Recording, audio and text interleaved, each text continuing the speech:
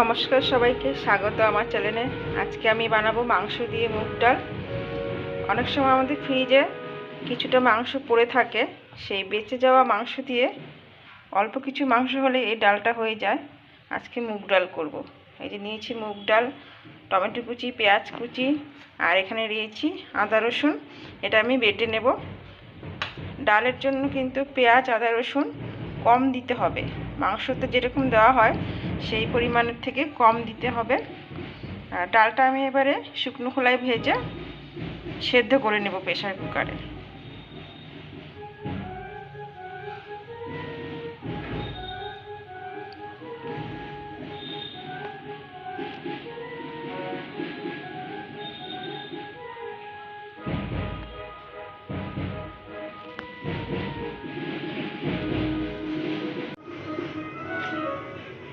এই যে ডালটা শুকনো খোলায় ভেজে নিচ্ছি।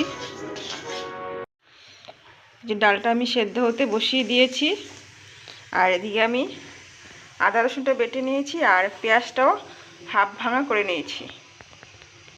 ডালটা আমি সেদ্ধ করে নামিয়ে নিয়েছি প্রেসার কুকার। এবার ঠান্ডা হতে থাক। এদিকে আমি কড়াই বসিয়ে দিয়েছি, কড়াইটা গরম হয়ে গেছে। দিয়ে দেবো সর্ষের তেল। তেলটা গরম হয়েছে, দিয়ে দেবো তেজপাতা আর দেবো গোটা জিরে। এবারে দিয়ে দেবো আধ ভাঙা করে রাখা পেঁয়াজটা।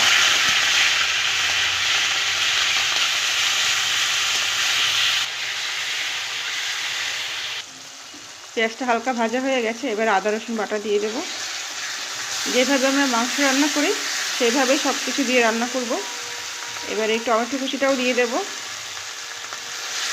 হালকা নেড়ে চেড়ে একটু হালকা ভেজে নেব। এগুলো হালকা একটু কষিয়ে নিয়েছি। এবার এতে দিয়ে দেবো নুন, দেবো হলুদ গুঁড়ো, দেবো লঙ্কার গুঁড়ো। ডালে আমি সেদ্ধ করার সময় কয়েকটা কাঁচা লঙ্কা দিয়েছি। একটু নেড়ে চেড়ে মিশিয়ে নেব। এবার এতে মাংসটা দিয়ে দেব।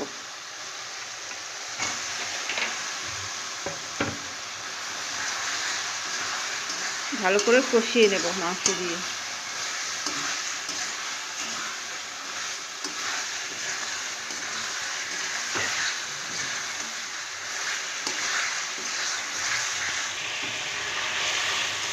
মাংসটা খুব ভালো করে কষিয়ে নিয়েছি। এবার আমি এতে দিয়ে দেব সেদ্ধ করে রাখা ডালটা।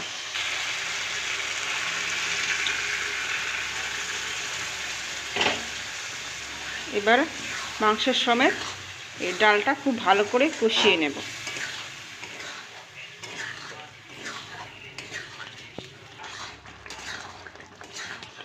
এবার এতে দিয়ে দেব জিরে গুঁড়ো। আরও কিছুক্ষণ কষিয়ে নেব। এবার এতেও অল্প জল দিয়ে দেব। অল্প জল দিয়ে দেব।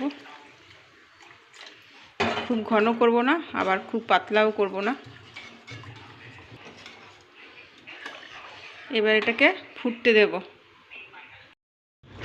ডালটা আমার ফুটে উঠেছে, প্রায় হয়ে এসেছে এটা। এবার আমি গরম মশলা গুঁড়ো দিয়ে দেব।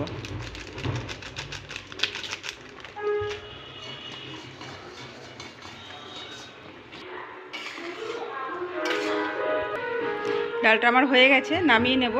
নামানোর আগে অল্প ঘি দিয়ে দেব। ব্যাস, এটা আমি নামিয়ে নেব এবারে।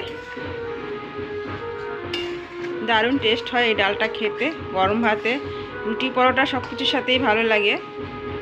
এটা ঠান্ডা হলে আরও ঘন হয়ে যাবে। এই যে নামিয়ে নিয়েছি ডালটা। গরম গরম ভাতে দুপুরে খাওয়া আজকে খুব জমে যাবে।